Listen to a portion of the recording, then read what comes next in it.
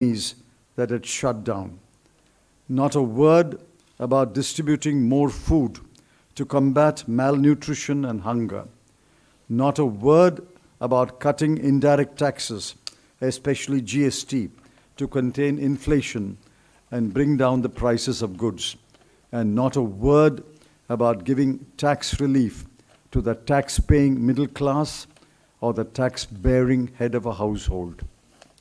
By any standard, today's budget speech was the most capitalist speech ever read by a finance minister. The FM has mastered the jargon of capitalist economics. Read her speech again. Count the number of times she used the words digital, portal, IT-based, paperless, database, ecosystem, global, Atmanirbhar. The word poor occurs only twice in paragraph 6, and we thank the FM for remembering that there are poor people in this country.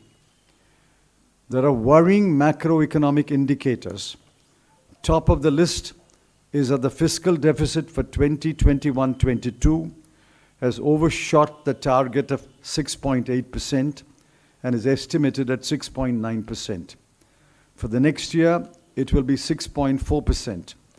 That is insufficient correction if the goal is to reach 4% 3 years hence by 2025-26. The financing of the fiscal deficit is also a matter of concern. 70% of the FD in 2022-23 will be financed by market borrowing as against 55% in the current year, crowding out private sector borrowing. The worry from the welfare angle is greater. Every key subsidy has been slashed. I repeat it, every key subsidy has been slashed.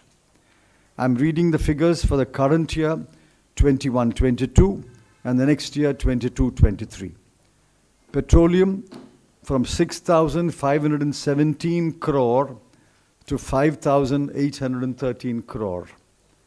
Fertilizer from 1,40,000 crore to 1,05,000 crore. Food, 2,86,219 crore rupees to 2,06,481 crore rupees. The outlay for agriculture and allied activities from 4.3% of GDP to 3.84% of GDP. Crop insurance from 15,989 crore to 15,500 crore. Maganrega from 98,000 crore to 73,000 crore. The total subsidy bill has been cut by a humongous 27%. This is the most unkindest cut in this budget. The finance minister may have forgotten the poor, but the poor have long memories. The next worry is about raising more resources. The FM is betting on heavy market borrowing, an increase in corporate tax by 85,000 crore, personal income tax by another 85,000 crore, and GST by 1,05,000 crore. There is not a word about raising more resources from the rich, especially the very, very rich 142 persons whose wealth in the last 2 years has increased from 23 lakh crore to 53 lakh crore. You will ask me, no doubt, if there is not any aspect of the budget that I welcome. There is a short list of 3. 1, the FM has promised capital expenditure of 7,50,000 crore in 22-23 as against the revised estimate of 6,02,711 crore in 21-22, and I welcome it. 2, the FM has promised an additional borrowing of 1 lakh crore rupees to the states free of interest. I welcome that. The budget speech was mercifully shot at 1 hour and 30 minutes, and I welcome that most heartily. Parliament may vote this budget because the ruling party is a brute majority in the Lok Sabha, but the people will reject this capitalist budget. Thank you, sir. Very briefly, आपने पूरा बयान जो आदरणीय चिदम्बरम साहब ने कहा वो पढ़ा, और एक विशेष बात उन्होंने कही, ये बजट पूंजीवादी है, ये पूंजीवादी बजट है। और चिदम्बरम साहब ने विशेष तौर से ये बताया कि 7 या 8 महत्वपूर्ण पहलू वो वित्त मंत्री मोदी सरकार दोनों के सामने थे, पर उन पर कोई ध्यान नहीं दिया गया। भारत की अर्थव्यवस्था 2019-20 के स्तर पर आज भी सरकार के मुताबिक है, तो 2 साल खत्म हो गए तरक्की के। उन्होंने ये भी बताया कि करोड़ों नौकरियां चली गई, 60 लाख छोटे उद्योग खत्म हो गए, 84% घरों की आय टूट गई, प्रति व्यक्ति आय 1,08,000 से कम होकर 1,07,000 हो गई, प्रति व्यक्ति खर्च 62,000 से कम होकर 59,000 रह गया, 4.5 करोड़ 60 लाख लोग गरीबी रेखा से नीचे धकेल दिए गए, पढ़ने वाले बच्चों का, खासतौर से गरीब और ग्रामीण अंचल में, उनका भविष्य अंधकार में चला गया।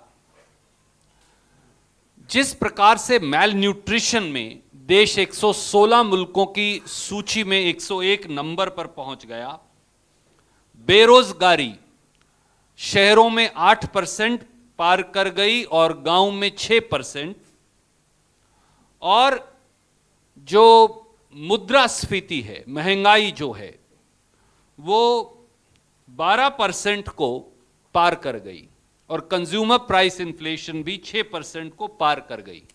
इसलिए इस बजट का सार अगर देखें तो इस बजट का सार है कुछ नहीं, नथिंग। ये इस बजट का सार है। और विशेष तौर से ये बजट और वित्त मंत्री जी ने जिस प्रकार से ये पेश किया, ये वित्त मंत्री और सरकार के जिद्दीपन, उनकी कठोरता और उनकी निर्दयता का सूचक है, उसे दर्शाता है। देश के गरीब के प्रति, देश के नौकरी पेशा व्यक्ति के प्रति, देश के मध्यम वर्ग के प्रति, देश के किसान के प्रति, देश के अनुसूचित जाति और जनजातियों के लोगों के प्रति, और ग्रामीण अंचल में रहने वाले, शहरों में रहने वाले साधारण मजदूर के प्रति। यह एक क्रूर मजाक इस देश के लोगों के साथ है। गरीब की मदद के लिए एक शब्द बजट में नहीं है, रोजगार सृजन के लिए बजट में एक शब्द नहीं है, महंगाई पर नियंत्रण के लिए बजट में एक शब्द नहीं है, गरीब तक पैसा पहुंचाने के लिए बजट में एक शब्द नहीं है, बजट में किसी वर्ग को टैक्स रिलीफ देने के लिए एक शब्द नहीं है। लोक कल्याण को जैसे रद्दी की टोकरी में फेंक दिया गया हो। मैं खास तौर से चिदम्बरम साहब ने आपका ध्यान आकर्षित किया कि हर प्रकार की राहत और मदद यानी सब्सिडी में कटौती की गई। पेट्रोलियम प्रोडक्ट्स की, जो आज सबसे ज्यादा महंगाई का कारण है, पिछले साल के बनिस्बत 704 करोड़ रुपया कटौती हुई। किसान की खाद में के सब्सिडी में 35,000 करोड़ की कटौती हुई। गरीब को मिलने वाले राशन की दुकान पर भोजन में 80,000 करोड़ की कटौती हुई। किसान की क्रॉप इंश्योरेंस स्कीम में 500 करोड़ की कटौती हुई। यहां तक कि मजदूर की नरेगा स्कीम के अंदर भी 25,000 करोड़ रुपया काट लिया गया। 27% इस देश में गरीब, साधारण और मध्यम वर्ग को मिलने वाली राहत में कटौती की गई, जो अपने आप में एक निर्दयी पूर्ण निर्णय है। शायद पूंजीवादी और पूंजीपति जो इस सरकार के मित्र हैं वो तो माफ कर दें, पर इस देश का गरीब और मध्यम वर्ग भारतीय जनता पार्टी की इस मोदी सरकार को कभी माफ नहीं करेगा। बजाय इसके कि गरीबों को राहत दी जाए, बजाय इसके कि बहुत अमीर 142 लोग जो हैं, जिनकी पूंजी 23,14,000 करोड़ से बढ़कर 53,16,000 करोड़ हो गई, उनसे अपनी पूंजी साझा करने के लिए कहा जाए, ये सरकार ने एक पूंजीवादी बजट दिया। कोई प्रश्न अब आप पूछना चाहें तो उसका स्वागत है। We'll go one by one. Can we start with PTI, ma'am, and I'll come to you. Mr. Sanjeev Chopra. So the industry has, a large section of the industry has hailed the budget as growth oriented, with an emphasis on capital expenditure. And you said it's a capitalist budget. So would you say that it is meant only to help a section of the big industry? Yes. This is the most capitalist budget speech I have read. Now, corporate tax alone, Finance Minister expects an increase of 85,000 crore. Let's take average capital tax as 25%. If the government is getting an 85,000 crore extra, which means the corporates are going to get 2,55,000 crore profit extra. Because 75% goes to the corporates and 25% goes to the government. If government expects an increase of 85,000 crore, then the corporates will get another 2,50,000 crore more profits. This is the most capitalist budget. There's not a word. I mean, I'm shocked. Not a word about the poor, the tax-paying middle class, the agriculturist. Not a word. And they don't care. Ma'am, we'll go to you. I'll come to you. Salman in the Delhi, Meenakshi Bhattacharya. Sir, don't you think the India is straightforward for removing all the print media? Did she say something about removing the print media in her budget? I mean, I won't be surprised. They are forwarding for the digital media. Aaj tak, Supriya. So my question is that people are hoping that in this very budget there will be something said about the MSP. A lot of opposition party leaders are saying that they were hoping that they will talk about something legalizing the MSP, which has seen a huge year-long protest by the farmers, and still the farmers are agitated and there's no clarity as far as the MSP is concerned. What's your take on it, sir? They don't care. You see, they know that the farmer has to go back to his field and grow crops. The farmer has no choice. That's why they have the audacity to cut fertilizer subsidy from 1,40,000 crore to 1,05,000 crore, and to cut the outlay for agriculture and allied activities from 5.1% in 2020-21 to 4.3% in 21-22 and to 3.84% in 22-23 as a percentage of GDP. They don't care. Siddharth from ANI.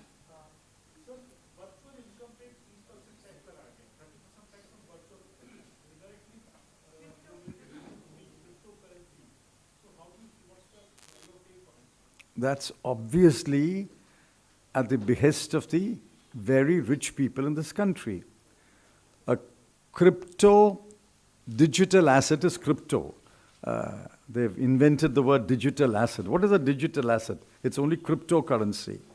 Now, by a sleight of hand, instead of RBI announcing it, the finance ministers virtually announced that cryptocurrency is legal from today. RBI has not announced it yet, and cryptocurrency will be issued by the RBI. And digital asset, transfer of digital asset will be taxed at a particular rate, is what she said. Now, all this is clearly not of any benefit to, say, 99.9% of the people of India. This budget, which talks about digital asset, does it make any sense to 99.9% people of India? The government's proposed spending is just up by 5%, less than 5%. This at the time when you and many others are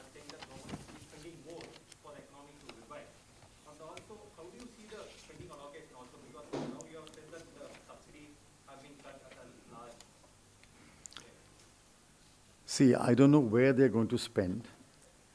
I've noticed that on the capital account, as I've said, they will spend a little more than this year. I've welcomed it from 6,02,711 crore to 7,50,000 crore. That's one expenditure I'm able to identify. Otherwise, where they're going to spend, how they're going to spend is not clear. I'll have to go through the expenditure budget document. Moving away from transparency, the budget documents are not available in hard copy. I had to print my set of budget documents today, paying something like 3,200 rupees. Now, how many people will bother to print the expenditure budget, the revenue budget, the receipts budget? So we'll go through that and find out where they're going to spend. But clearly, total expenditure, these numbers are clear. Total expenditure is increasing from 37,70,000 crore to 39,44,000 crore. That is an increase of about 1,70,000 crore. The 1,70,000 crore, bulk of it is accounted for in the capital expenditure, which goes by about 1,50,000 crore. The rest we'll see where they are spending, but they're clearly not spending to give any relief to the poor. They're not spending to help those who have suffered because of the pandemic. They're not spending to help children who have had practically no learning in the last 2 years.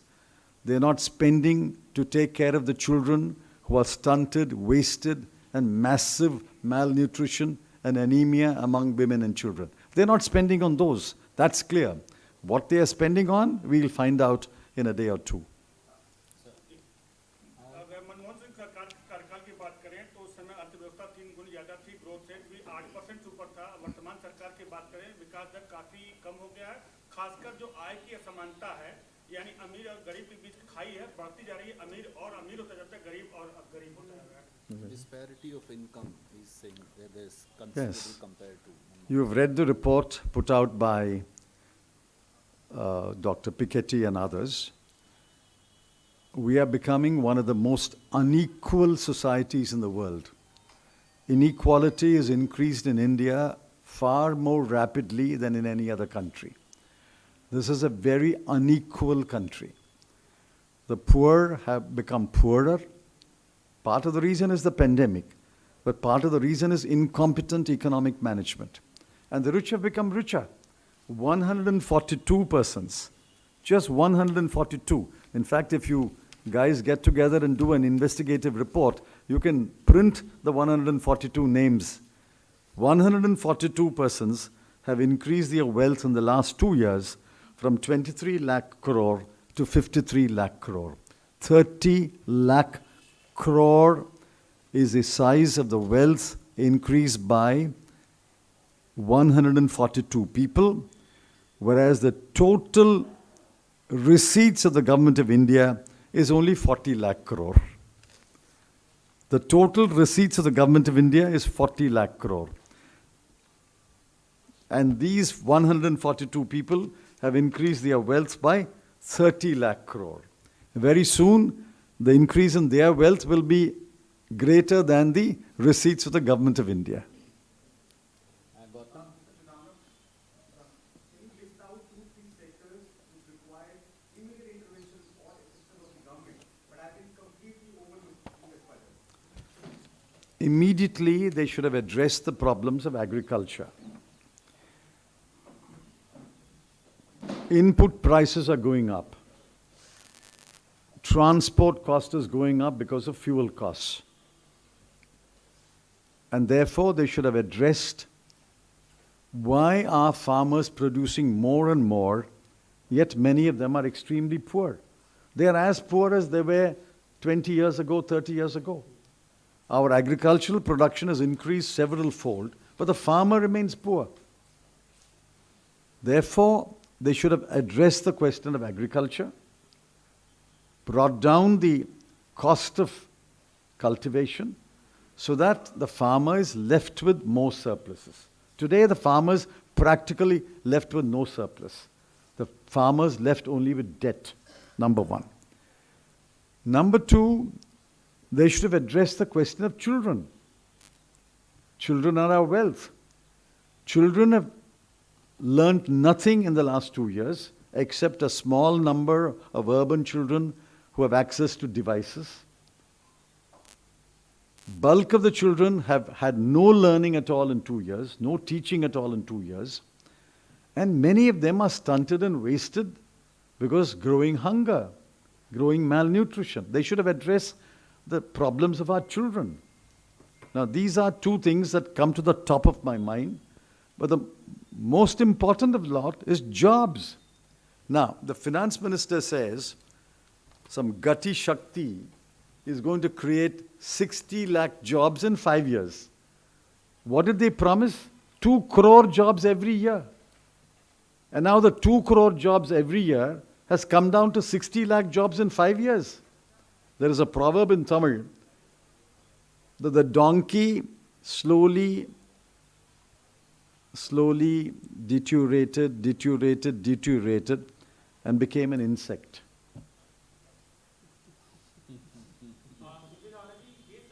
Can I come to you after her?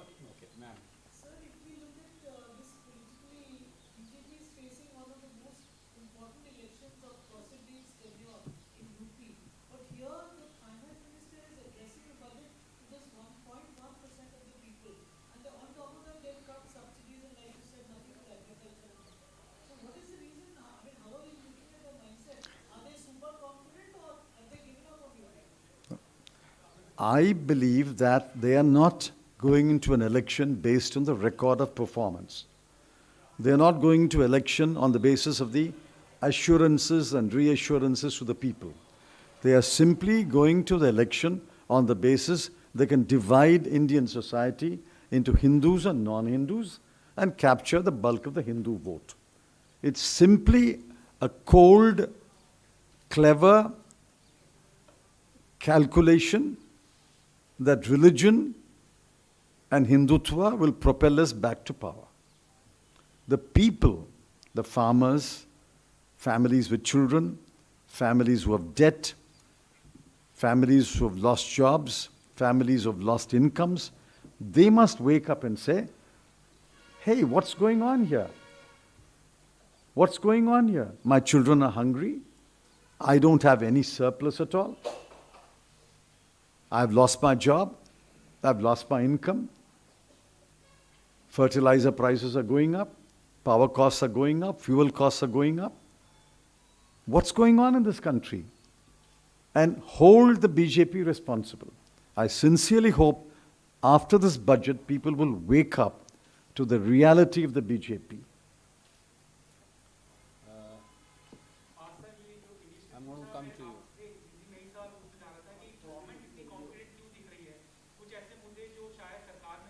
Your answer. Your answer.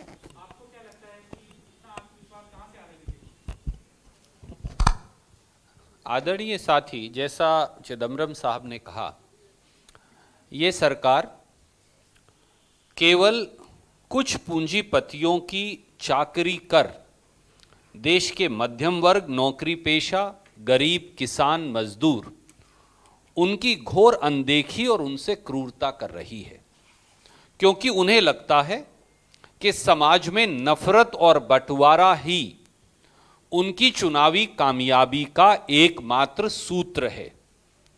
जनता की सेवा नहीं, जनता को राहत नहीं, किसान, गरीब, मजदूर, युवा, बच्चे, महिलाएं, अनुसूचित जाति, जनजाति के लोगों की मदद नहीं, केवल और केवल धार्मिक और जातीय ध्रुवीकरण ही उनका एकमात्र रास्ता है। हमें यह विश्वास है कि इस देश के हर जाति, हर धर्म, हर क्षेत्र के लोग आगे बढ़कर मणिपुर से, गोवा से, पंजाब, उत्तर प्रदेश, उत्तराखंड, वो मौजूदा सरकारों से सवाल पूछेंगे कि उनकी आय, उनकी जिंदगियां, उनके रोजगार, उनका कल्याण इस सरकार ने क्रूरता से क्यों छीन लिया और केवल बंटवारा और नफरत ही क्यों सत्ता में बैठे हुक्मरानों का एकमात्र रास्ता बन गया? निर्मला सीतारमण ने राहुल गांधी के ट्वीट पर रिएक्ट करते हुए कहा कि only pity people comes with quick response, और राहुल गांधी बिना पढ़े बिना समझे बजट को रिएक्ट कर देते हैं। क्या उनके शासित राज्यों में छत्तीसगढ़ में नौकरियां हैं? क्या किसान आत्महत्या नहीं कर रहे हैं महाराष्ट्र में? What's it? Basically, sir, the question is that she reacted to the tweet, which you also said, that he said it's a zero-sum game, there is nothing for anybody. She was reacting that this emanates from comprehension of the budgetary proposals. Yeah. And what is your response? I entirely agree. If it's an incomprehensible budget, what do we comprehend? I think one journalist asked her in the press conference. was a reaction, by the way. One journalist asked her in the press conference, the explanation you are given, madam, is totally ununderstandable. और आदरणीय साथी, मैं चिदम्बरम साहब की अनुमति से उनका जवाब पढ़कर बताऊंगा और उस पर अपनी टिप्पणी जरूर दूंगा। निर्मला सीतारमण जी और भाजपा ने उत्तर प्रदेश के लोगों के सम्मान पर ठेस पहुंचाई, उत्तर प्रदेश के लोगों का मजाक उड़ाया, उत्तर प्रदेश के लोगों का अपमान किया, ये कहकर on Rahul Gandhi's zero-sum budget comment, FM Nirmala Sitharaman says it's a typical UP type comment. माफ कीजिए, आप भी उत्तर प्रदेश से और बिहार की ये जो हमारी भूमि है उससे आते हैं, तो क्या निर्मला सीतारमण जी और भाजपा मानती हैं कि उत्तर प्रदेश और बिहार के लोग जो हैं वो सोच नहीं सकते, समझ नहीं सकते, उनके अंदर बुद्धि नहीं? ये घोर अपमान है इस देश के सबसे बड़े प्रांत के लोगों का। ये केवल एक नेता पर टिप्पणी नहीं, उत्तर प्रदेश के 25 करोड़ लोगों को अपमानित किया है निर्मला सीतारमण जी ने। मोदी जी और निर्मला जी को फौरन माफी मांगनी चाहिए उत्तर प्रदेश, उत्तराखंड, बिहार, केंद्रीय हिंदुस्तान के इन प्रांतों के लोगों से। May I give a typical Tamil comment? Zero cash assistance, zero for those who lost their jobs, zero for those who are looking for jobs, zero for MSMEs, zero for those who are suffering from malnutrition and hunger, zero for those who suffer from inflation. So 0 plus 0 plus 0 plus 0 plus 0 plus 0 can only be a zero sum. Thank you, sir. We can conclude. Thank you.